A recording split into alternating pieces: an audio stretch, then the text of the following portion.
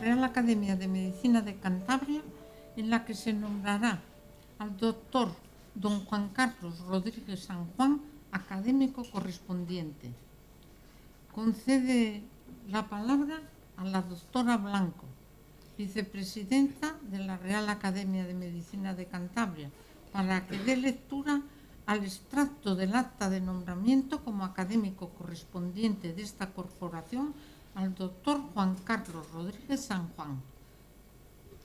La Junta de Gobierno de la Real Academia de Medicina de Cantabria, en sesión celebrada el pasado día 27 de abril de 2023, acordó nombrar académico correspondiente de esta Real Academia de Medicina de Cantabria al doctor don Juan Carlos Rodríguez San Juan, en consideración a su labor, entrega y dedicación a la medicina.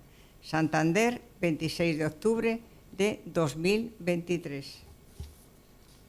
Concedo la palabra al doctor Francisco Vázquez de Quevedo, quien hará la presentación del doctor Juan Carlos Rodríguez San Juan. Excelentísima señora presidenta, excelentísimos e ilustrísimos señores académicos, queridos amigos, especialmente compañeros del Hospital de Valdecilla, querido Juan Carlos, estoy muy emocionado de tenerle al lado mío después de los años, de los tantos años hace que ya nos hemos conocido. El doctor Juan Carlos Rodríguez San Juan pues tiene un amplio currículum académico, de la cual yo voy a hacer una pequeñísima síntesis del mismo, para no alargar el acto y porque no quiero ser exhaustivo en el tema. El doctor Juan Carlos Rodríguez San Juan nació en el año 1965, está casado con Maribel Doctora, también Marisol, médica, compañera nuestra del hospital, tiene 3 hijos, también está aquí su hija Marisol, que creo que ella pues pertenece a la unidad de anatomía patológica, y Juan Carlos, otro hijo que va a ser, no sé dónde estás allí, que eres digestólogo, no cirujano, haces clínica. Muy bien. Total, el doctor Juan Carlos Rodríguez San Juan tiene 62 años y ha trabajado 37 años en el hospital ya como médico. Ha pasado por todos los escalones que corresponden a lo que es el currículum de la medicina. Se licenció en Santander en 1989. Es doctor a partir de 1991 con un trabajo que hizo sobre el carcinoma epidermoide de esófago como factores de pronóstico. Él es especialista en cirugía del aparato digestivo, mejor dicho, cirugía general y del aparato digestivo, y hoy trasplante de órganos, que es como ya se ha acabado llamando nuestra especialidad de cirugía general. Inicialmente éramos cirujanos generales, luego éramos cirujanos de digestivo y ahora ya pues son con trasplante de órganos. Él es especialista en cirugía del aparato digestivo desde el año 91. Por el sistema MIR estuvo 5 años de residente en Valdecilla. Él tiene el Board de cirujanos de Board of Surgery, firmado por en Ginebra, Suiza, del año 1997. Hizo un curso que es muy interesante de experto universitario en dirección de gestión de los servicios sanitarios en el año 1997. Pertenece pues a la Asociación Internacional de Cirujanos, a la Asociación Española de Cirujanos, a la Asociación de Cirujanos del Norte, etc. Desde el punto de vista profesional, pues decir que él ha estado 6 años, para no andar con fechas, 6 años como especialista de cirugía general y el aparato digestivo. Ha estado como cirujano de esófago gástrico 5 años y desde el año 2005, o sea que hace 18 años, está en la unidad de cirugía hepatobiliar, trasplantes hepáticos, y no sé si también lo llamáis trasplante hepato y pancreático. Desde el punto de vista de la universidad, él es profesor asociado del año 2006. O sea que hace ya 17 años que el doctor San Juan se está dedicando a la docencia y es coordinador de las prácticas hace ya, pues mira, desde el año 2013, hace ya 10 años. 10 años. Claro, cuando nos da el currículum vitae de un profesor universitario, pues te da 120 publicaciones, de las cuales solamente quiero decir que 34 trabajos lo firma él de primero y 60 de coautor. Él ha asistido, lógicamente, a congresos nacionales de cirugía, a la Sociedad Española del Trasplante Hepático, al Internacional de Cirujanos. En fin, el currículum de él es muy importante y también ha asistido o ha mandado comunicaciones a congresos internacionales tipo Estocolmo, Washington, Ámsterdam, Barcelona, Madrid o el Interamericano, donde ellos han mandado sus publicaciones. Lógicamente, la formación de hoy en día de un especialista es a base de hacer cursos. ¿Cursos en dónde? Bueno, pues lo primero en Valdecilla, que es su casa madre, pero en el 12 de octubre, que de lo que él va a hablar, es donde se empieza a hacer los trasplantes hepáticos en España y que ya llevan una serie de miles de ellos realizados. También ha estado en la Autónoma de Barcelona, en Zaragoza, en la Universidad de Cambridge, en Madrid y, lógicamente, los de Santander. Ha organizado varios cursos básicos para residentes en cirugía general y el aparato digestivo, como director o como coeditor. Ha merecido, lógicamente, que le den becas y ayudas para la investigación. Él es miembro de diversas comisiones de estudios en Valdecilla, o monitor. Decir de él también que ha pertenecido, señor presidente del Colegio de Médicos, que nos honra con su presencia, nuestro presidente, a la comisión deontológica del Colegio de Médicos de Santander desde el año 2018 al 2022. No sé cuáles, pero tiene por lo visto 2 patentes en tramitación.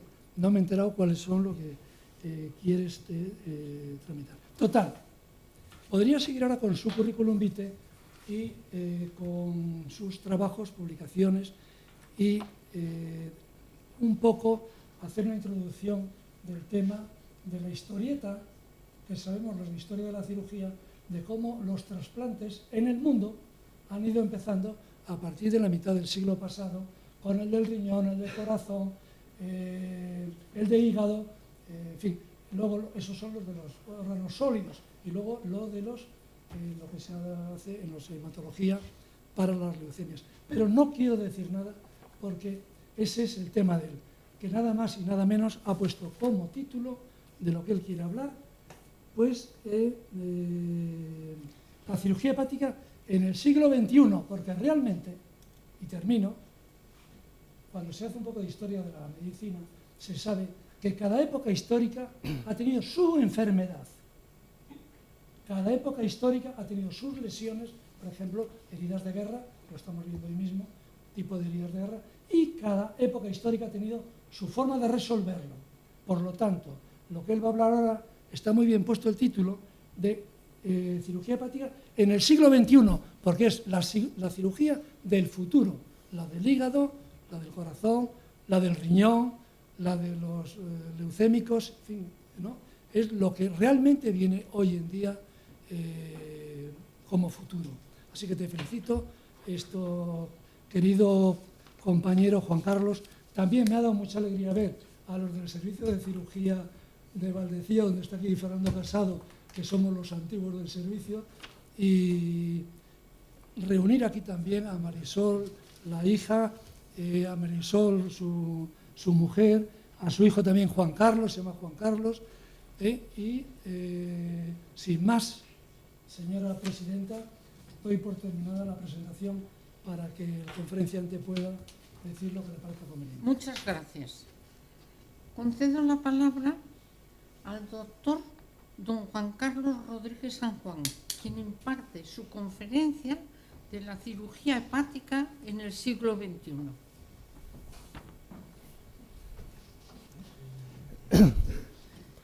Excelentísima señora presidenta, excelentísimos e ilustrísimos académicos, señor presidente del Colegio de Médicos, señoras y señores, agradezco la oportunidad que se me da para ingresar en esta dignísima Real Academia.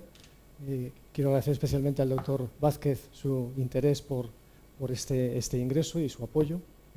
Y bueno, pues sin más vamos a proceder a presentar la conferencia.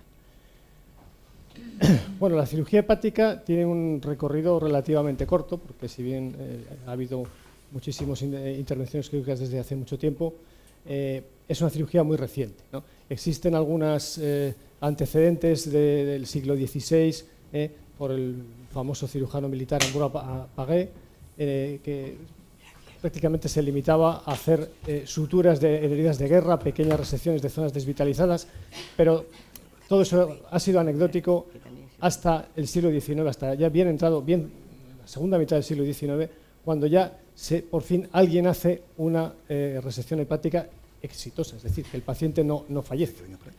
Y eso se lo debemos ya a un cirujano alemán, a Langenbuch, como digo, a finales del siglo XIX.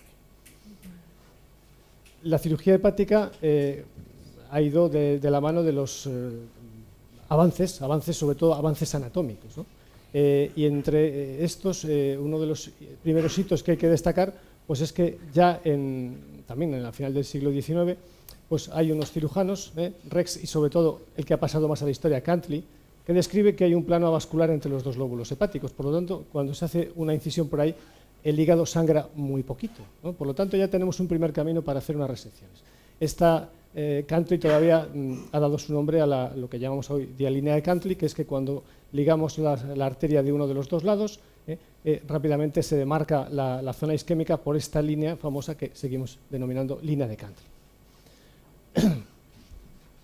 Otro hito que favoreció la resección hepática pues fue la maniobra de Pringle, descrita lógicamente por el propio Pringle a principios del siglo XX, en el que se dio cuenta de que clampando el pedículo hepático pues se ocluía la entrada de sangre tanto por la arteria hepática como por la vena porta y por lo tanto el hígado sangraba menos, bien en un traumatismo, que es donde al principio se empezaron a aplicar estos conceptos, o bien en la resección hepática.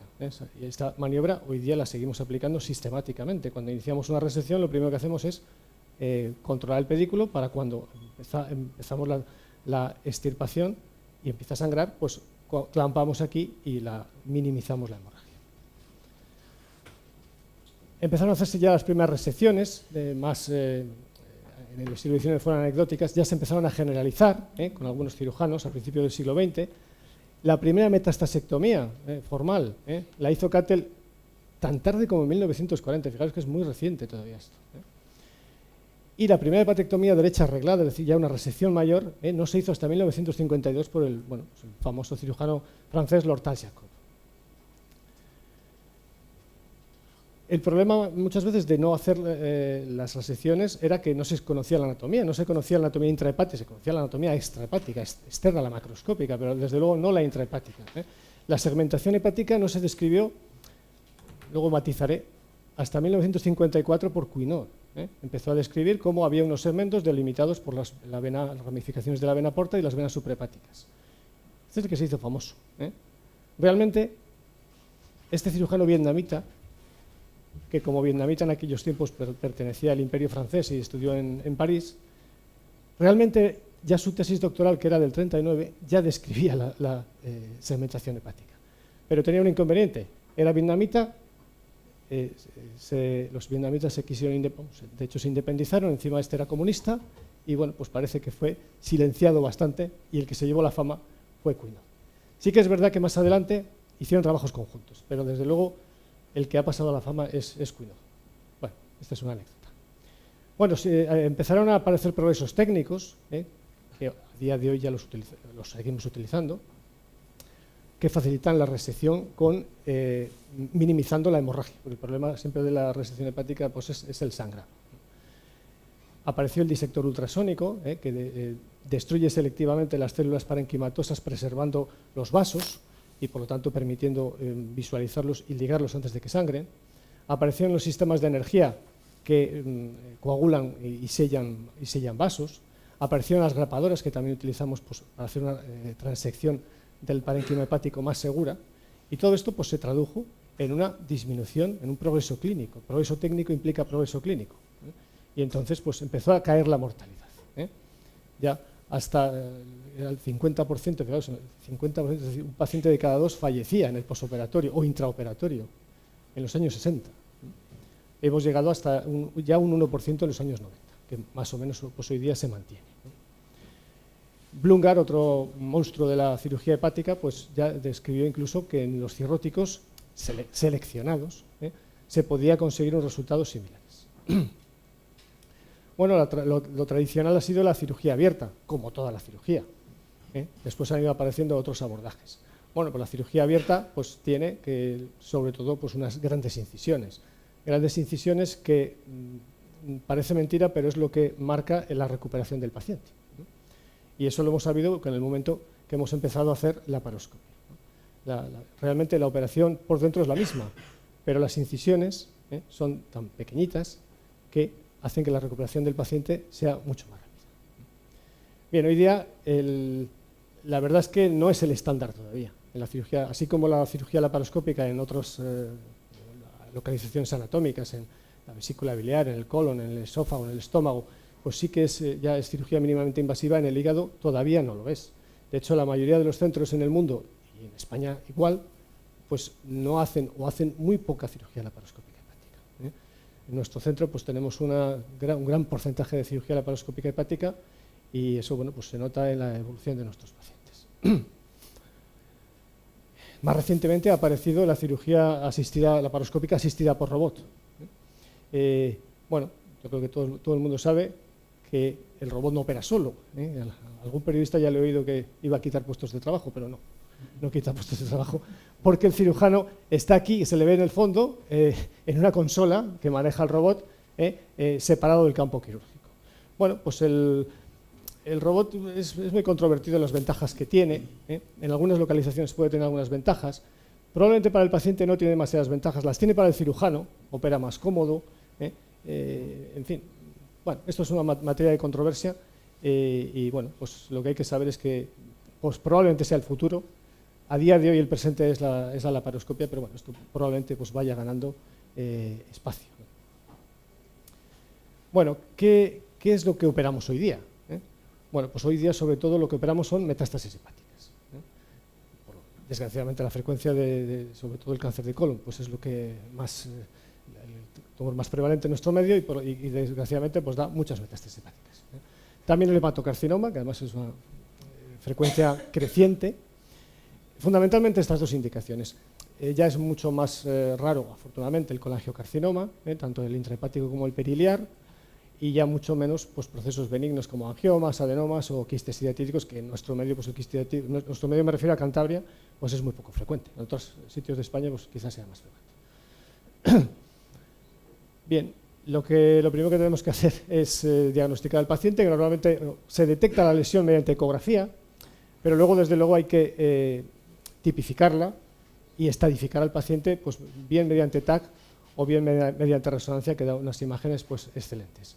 La mayoría de las veces pues, también le hacemos un PET, que nos da la imagen metabólica, además de la imagen física, estática, y bueno, pues con todo esto ya decidimos la indicación del paciente, si tiene indicación de cirugía, si no la tiene, si la tiene de cirugía más amplia, menos amplia, en un tiempo, en 2 tiempos, etc.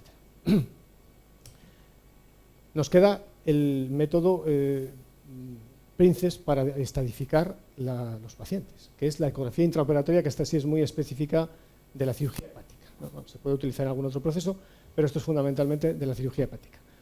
Por muy sensible y muy exacta que sea la resonancia y el TAC y el PET, siempre o con mucha frecuencia, la situación cambia cuando llegamos al quirófano. Cuando llegamos al quirófano y hacemos la ecografía intraoperatoria.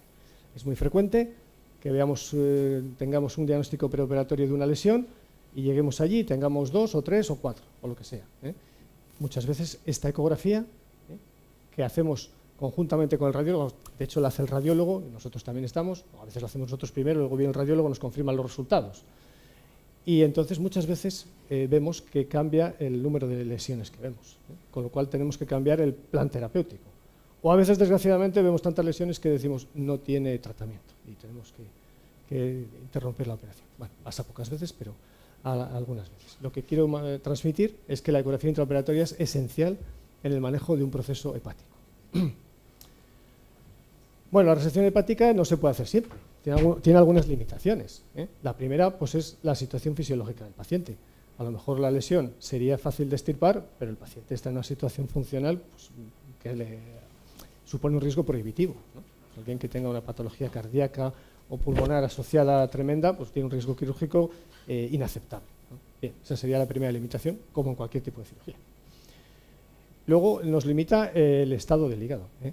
Hay pacientes con determinada una esteatosis grave, pues que nos hace imposible, porque sabemos que si extirpamos parte de ese hígado, el hígado que le queda con el daño que tiene no va a soportar y va a entrar en una insuficiencia hepática posoperatoria. También nos pasa en los cirróticos cuando hay una hipertensión portal clínicamente significativa, es decir, podemos operar a ese paciente, pero esa hipertensión portal va a hacer que o bien que nos sangre muchísimo y el paciente pueda fallecer, o bien que en el posoperatorio tenga una descompensación de su función hepática tan tremenda que también acabe con él, ¿no? Entonces, eso es otra limitación. A veces el hígado es previamente sano, pero la quimioterapia que ha necesitado para el tratamiento de su enfermedad de base, previo, como comentaré después, previo a la cirugía, pues hace que sea también imposible de extirpar porque no va a soportarlo, no va a soportar el paciente esa resección. Si todo esto no sucede, bueno, pues entonces ya vamos a ver cómo está la enfermedad. Tiene que ser posible extirpar toda la enfermedad. No vale que podamos extirpar 2 metástasis y dejemos otras 4, o bien que quitemos las metástasis del hígado, pero tiene metástasis cerebrales que no le vamos a poder extirpar. No tiene ningún sentido. No le aportamos nada al paciente más que morbilidad. Por lo tanto, en esos casos no realizaríamos una extirpación de la enfermedad hepática. Y la otra limitación, pues es que lo que va a quedar del hígado después de extirpar todas las metástasis o todas las lesiones que tengamos sea suficiente para que el paciente no muera de insuficiencia posoperatoria, ¿no? El caso de arriba, bueno, pues aquí se pueden hacer 2 resecciones perfectamente, le quedaría hígado suficiente. El paciente de abajo no. Hombre, aquí hay un trozo libre, pero claro, si solo lo dejamos con este trocito, este paciente se muere en 24 horas. Sería imposible. Por lo tanto, estas serían las limitaciones de la resección hepática. Precisamente para ayudarnos en esto, podemos hacer lo que se llama la volumetría hepática, que no deja de ser una hepatectomía virtual que hace el radiólogo extirpando virtualmente, digitalmente, la zona que habría que extirpar quirúrgicamente para extirpar toda la enfermedad y ver cuánto queda. Entonces, el radiólogo nos hace los cálculos y cuando está por encima de un volumen determinado, el futuro remanente, sabemos que podemos extirpar. Si ese cálculo del volumen pues es demasiado alto, demasiado bajo, lo que quedaría presumiblemente insuficiente para la función hepática, pues concluimos que no podemos hacer la resección.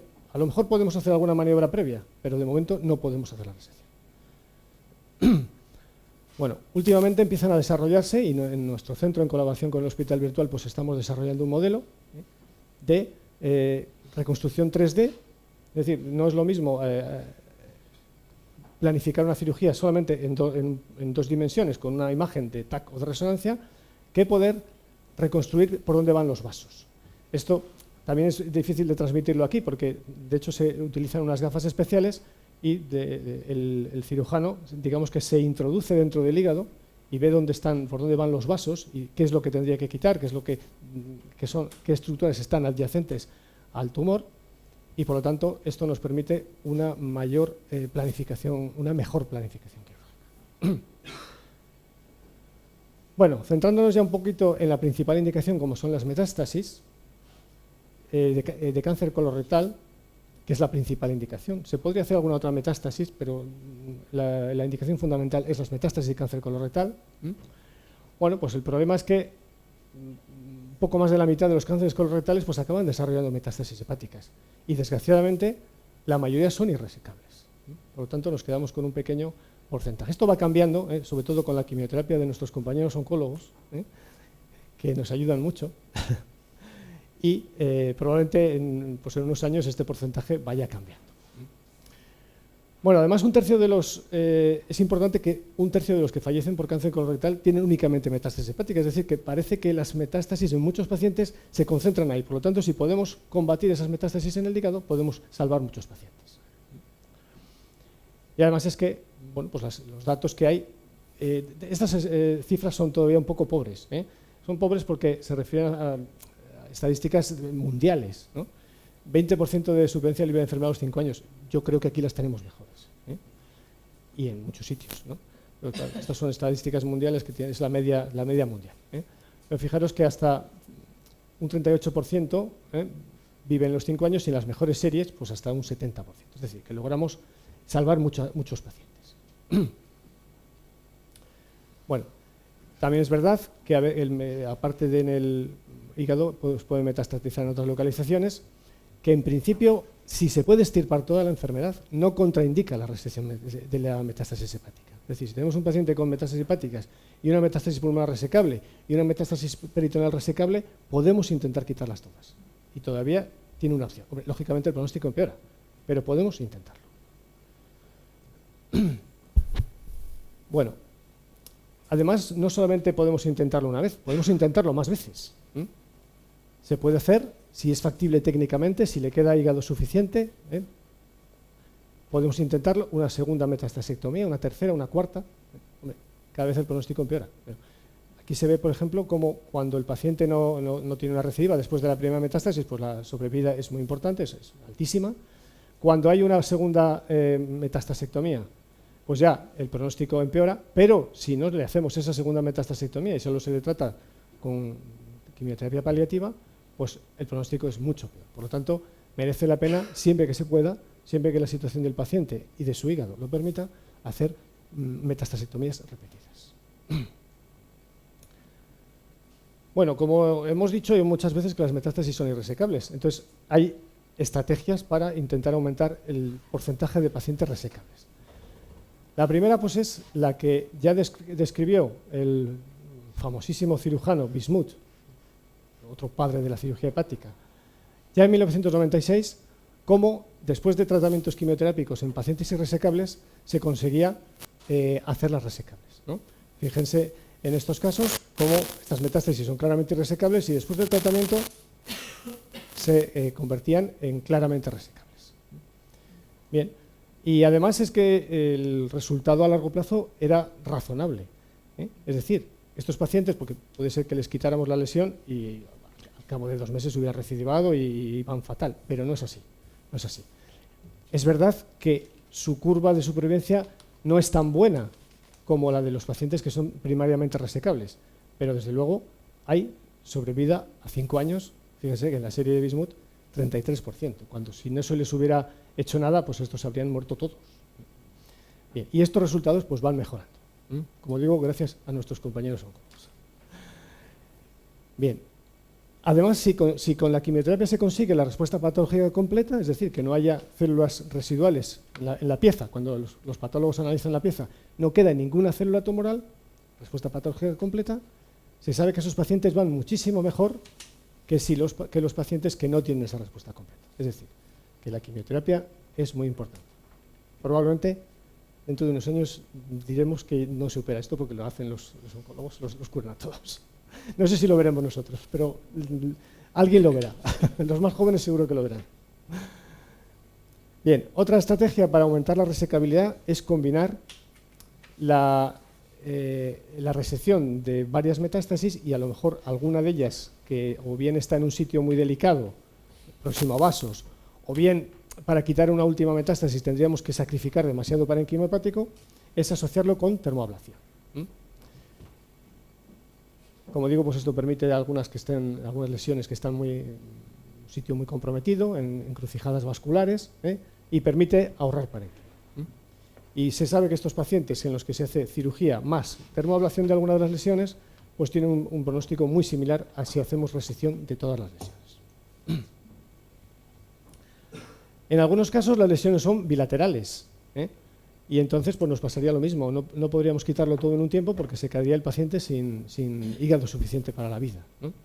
Bueno, pues entonces en estos casos lo que se suele hacer es la resección en 2 tiempos, que habitualmente se asocia a oclusión de la vena porta, de la rama portal de uno de los lóbulos.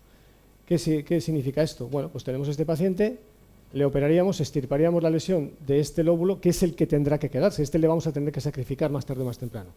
El lóbulo izquierdo suele ser así, el lóbulo izquierdo tiene menos lesiones, extirpamos la lesión y se liga la rama portal. Esto induce una atrofia de este lóbulo y una hipertrofia del otro lóbulo. Fíjense, este es el tiempo. Aquí, el lóbulo que vamos a tener que extirpar con más carga metastásica queda atrofiado por la ligadura portal y el lóbulo que vamos a conservar se hipertrofia, ¿no? Y entonces en un segundo tiempo extirparíamos este lóbulo ya atrofiado y el paciente quedaría con un lóbulo izquierdo suficiente. Bien, esa es otra estrategia. En los últimos años, esta estrategia, como este proceso de hipertrofia pues puede tardar 2, 3, 4 meses para tener un hígado suficiente, bueno, pues se ha descrito lo que se llama el ALPS, que es el acrónimo de toda esta frase en inglés. Y esto lo que hace es que se hace la transición del lóbulo, se liga la porta, se deja únicamente el pedículo arterial y esto induce una hipertrofia muy rápida y en más o menos en 1 a 2, últimamente se está dejando ya incluso 3 semanas, se hace el segundo tiempo. Bueno, esta técnica la menciono, tiene sus detractores, sus partidarios, y bueno, no deja de ser un aspecto controvertido, pero me parecía que había que mencionarlo. Bueno, ¿qué resultados tenemos en nuestro centro? Que al final es donde trabajamos nosotros y donde tenemos que atender a nuestra población. Bueno, pues creo que no son malos. Son superiores a la media esta que puse al principio, son de más del 40% de sobrevida a los 5 años, que además después de los 5 años pues ya se mantiene, aunque es posible una recaída incluso hasta los 10 años, pero eso ya es excepcional. Por lo tanto, creo que conseguimos proporcionar una buena supervivencia a nuestros pacientes. Me he centrado en las metástasis de cáncer colorectal, que es la indicación PRINCES, pero también hay otras indicaciones. Por ejemplo, los tumores neuroendocrinos, los que tienen al menos drenaje portal exclusivamente, no los tumores neuroendocrinos bronquiales, que esos pueden metastatizar a todos sitios, pero sí los tumores, por ejemplo, de pancreáticos, intestinales, neuroendocrinos. Tumores, esos tienen también una clarísima ventaja de las metástasis, de hacer una resección de metástasis hepáticas. Después hay otras indicaciones un poquito menos claras, pero que también, menos claras en el sentido de que el beneficio es menos claro, pero también se realiza la metastasectomía, como son los tumores genitourinarios, riñón, ovario, vejiga, testículo. Y luego, pues, está en fase de investigación si en algunos pacientes muy seleccionados con cáncer de páncreas o cáncer gástrico, pues tendría indicación también el hacer alguna metastasectomía, pero eso todavía pues, está bajo investigación. Bueno, la segunda indicación de cirugía habitual, segunda, quiero decir, en frecuencia de lo que hacemos, pues es el hepatocarcinoma. En Occidente, pues es casi exclusivo sobre hígado cirrótico, es excepcional el hepatocarcinoma sobre hígado no cirrótico, y la mayoría se detectan en programas de despistaje de los pacientes cirróticos conocidos y por lo tanto sometidos a programas de vigilancia que se hacen con ecografías periódicas. Entonces, cuando se detecta una lesión en un paciente de estos, sí que hay que hacerle un TAC o una resonancia para realmente diagnosticar. Es decir, ¿esto es un hepatocarcinoma o es otra cosa, ¿no?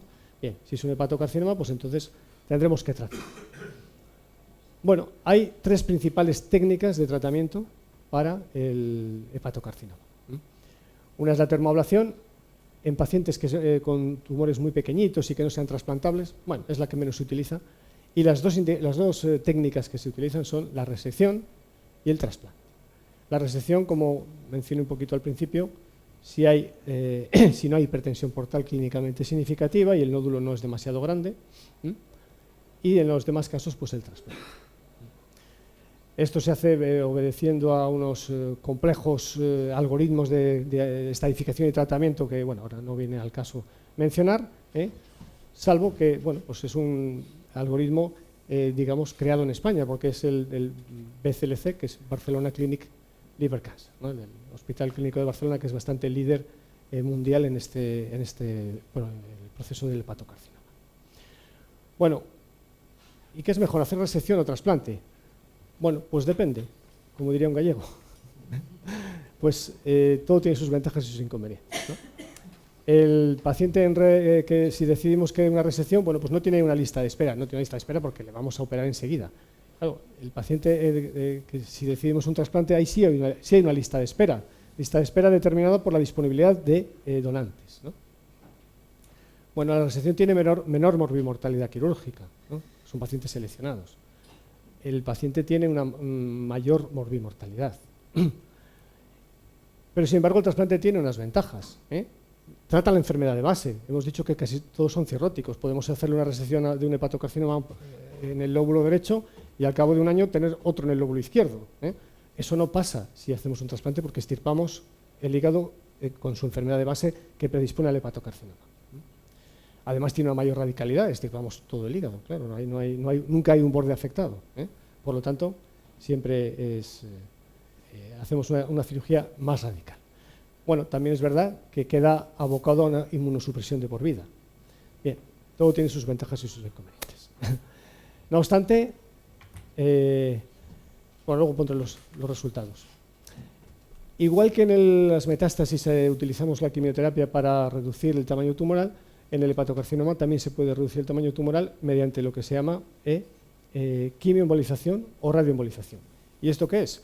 Pues es cateterizar selectivamente la arteria que nutre el tumor e infundir una sustancia que emboliza y a su vez infunde agentes citostáticos. Eso sería la quimioembolización, o bien en vez de agentes citostáticos, partículas radioactivas, que sería la radioembolización. Bien, esto nos permite lo que llamamos el downstaging, es decir, reducir el tamaño tumoral, y esto nos permite, sobre todo pacientes que exceden los criterios de trasplante, pues nos permiten a veces volverlos a llevar a los criterios de trasplante y poderlos trasplantar. Bueno, y estos son los resultados que tenemos en nuestro centro. Estos serían los resultados de los pacientes que se intervienen bien por resección o por trasplante. Esta sería la curva global. Conseguimos pues, una supervivencia bastante alta, de más del 70% a los 5 años. Y si lo desglosamos por los pacientes a los que se ha extirpado o se han trasplantado, pues vemos que el trasplante proporciona mejor supervivencia. Claramente. Esto coincide o concuerda con todas las series. Sí, que es verdad que tenemos siempre una limitación de órganos para trasplantar, aunque ahora mismo ya esa limitación está disminuyendo, como comentaré después. Bueno, la cirugía hepática, hemos hablado de la resección, ahora ya vamos a hablar un poquito del trasplante, que es la cirugía hepática pues, en su grado máximo, ¿no?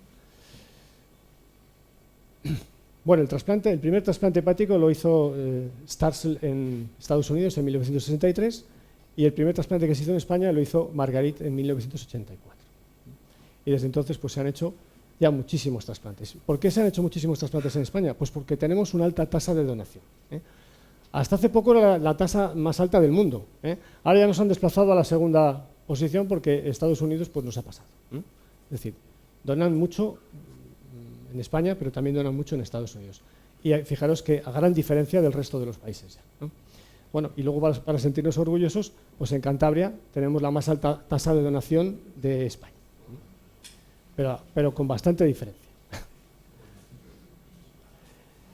Bueno, se hacen en España alrededor de 1.200 trasplantes hepáticos en España. Sí que es verdad que los años de la pandemia han disminuido, como ha disminuido en todo el mundo. Bueno, pues probablemente porque se estaba a otra cosa y no a obtener donantes. Algunos donantes probablemente se han perdido. Y bueno, pues lo mismo, antes teníamos la proporción más alta de trasplantes del mundo y ahora ya nos han desplazado a la tercera posición. Bueno, no creo que sea porque lo hagamos peor, probablemente es porque los otros lo hacen muy bien también. Estados Unidos, a mí me sorprende Croacia, pero bueno, que también nos ha pasado. Bueno, ¿en qué casos trasplantamos un hígado? Bueno, pues básicamente cuando la esperanza de vida del hígado del paciente debido a una hepatopatía es menor del 90% al año, o bien, aunque su vida no esté comprometida, que tenga una calidad de vida inaceptable. Bueno, hay 4 grandes grupos de indicaciones. El más habitual pues, es la insuficiencia hepática crónica, es el cirrótico que tiene complicaciones y que tiene pues, ascitis, refractaria, encefalopatía, bueno, 1000 complicaciones que conocen todos, y que tiene una esperanza de vida menor del 90%. Pero también las enfermedades colestasis crónicas, la colangitis biliar primaria, la colangitis esclerosante, algunos de estos pacientes, su vida no está comprometida, pero tienen una calidad de vida inaceptable, sobre todo por el prurito intratable. Esto también es otra indicación. Después están los tumores. Ya hemos mencionado el hepatocarcinoma. Y también las metástasis de tumores neuroendocrinos de drenaje portal. Esas dos serían las indicaciones oncológicas. Y luego hay una última indicación, que es la insuficiencia hepática aguda, es decir, el paciente que por lo que sea, por la causa más conocida por la intoxicación por setas, ¿no?, tiene un fallo hepático fulminante y la única opción es trasplantarles. Estas serían las 4 grandes indicaciones. Normalmente hacemos el trasplante de cadáver, ¿no?, paciente en muerte encefálica, antes era más por traumatismo, afortunadamente pues, con el uso del casco y todas estas cosas, pues ya eso es excepcional. Hoy día ya el donante típico de muerte encefálica pues es el accidente cerebrovascular, ¿no? Lo que hace también que la edad del donante haya aumentado muchísimo. Antes eran pacientes jóvenes que morían en accidentes de tráfico y ahora pues son pacientes mayores. Se puede obtener de donante vivo, lógicamente un injerto parcial. Se le estirpa un lóbulo al donante y se le implanta al receptor. Esto en España es poco frecuente por la gran disponibilidad de órganos que tenemos de pacientes en muerte encefálica.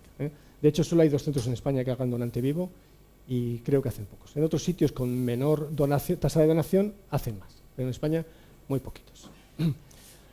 Para expandir el pool de donantes, cuando teníamos más problema, ahora ya digo que tenemos menos problema menos necesidad de hígados, ¿no?, pues lo que se amplió a pacientes que no estaban en muerte encefálica, pero que no tenían ninguna salida. Es decir, tenían un problema de salud que les iba a matar, únicamente seguían vivos porque estaban conectados a un respirador y tenían un soporte cardiocirculatorio, pero que estaban realmente sin ninguna salida.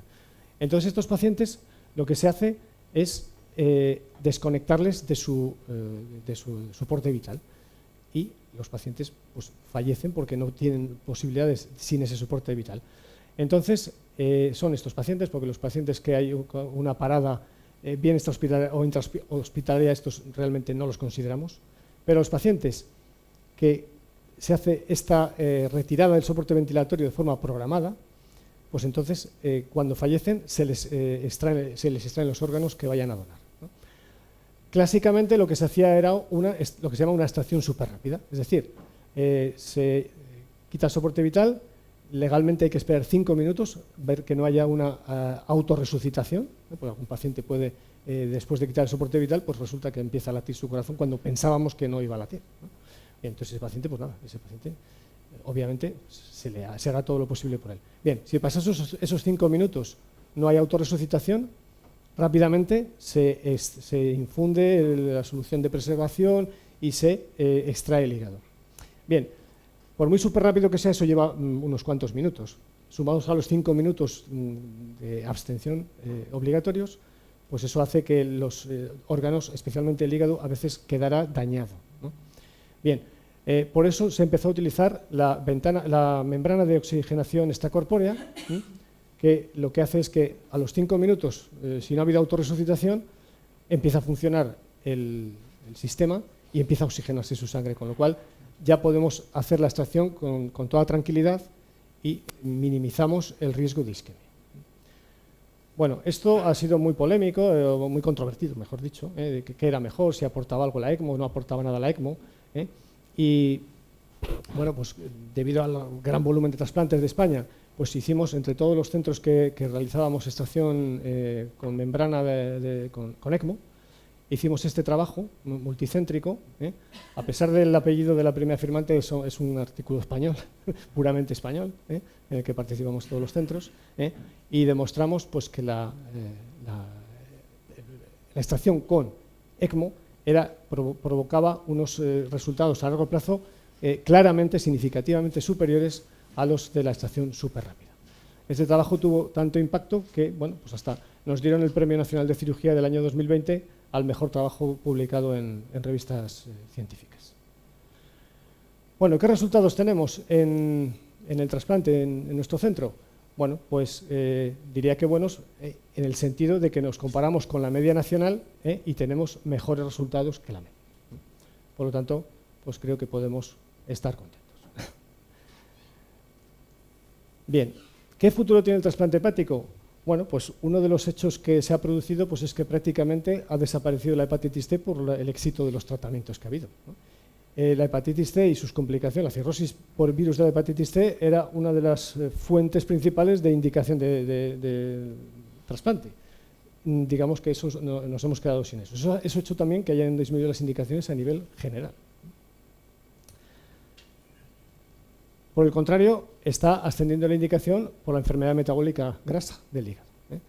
Quizá en España todavía no lo estamos viendo demasiado, pero en Estados Unidos sí que es muy evidente, ¿no? El aumento de indicaciones por esto.